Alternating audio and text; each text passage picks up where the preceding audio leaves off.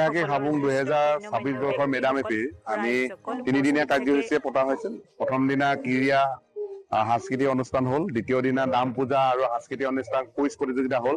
এতিয়া আজি পৰম্পৰাগত মেডামেফি পূজাৰে 1000 গৰাকী মহিলা আইচিংলা পৰিদৰ্শন হ'ল।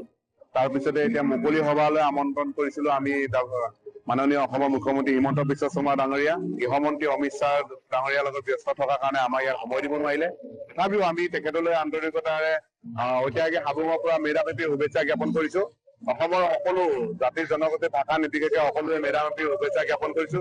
আপোনাক তথা আপোনাৰ চেনেলৰ সকলো কৰ্মকৰ্তালৈ আন্তৰিকতাৰে আমি মেডামেফিৰ শুভেচ্ছা জ্ঞাপন কৰিছো। আহিবলগীয়া দিনত ঐতিহাসিক হাবুংখন আপোনালোকৰ যি পৰামৰ্শ, আপোনালোকৰ যি সহায় সহযোগিতাৰে আমি ঐতিহাসিক হাবুংখন বিশ্বৰ মানৱ জীৱনৰ পৰা ভাল প্ৰভাৱ পেলাব পৰা এখন হাবুং ঐতিহাসিক হাবুং বনাবলৈ আমি চেষ্টা কৰিম। তাৰ বাবে আপোনালোকৰ সহায় সহযোগিতা আৰু আন্তৰিকতা আমাৰ লাগিব। গতিকে আপোনালোকৰ যোগেদি আমি সমাজখনৰ ভাল ভাল কাম হ'ব আমি কৰিব লাগিব, সেই অঞ্চলৰ কৰিবলগীয়া কাম হ'ব কৰিব লাগিব। গতিকে আমি আপোনালোকৰ মাধ্যমৰ যোগেদি ঘোঁৰাতাৰৰ পৰা আশীৰ্বাদ বিচাৰিছো। আহিবলগীয়া দিনত আপোনালোকৰ সহযোগিতা বিচাৰিছো।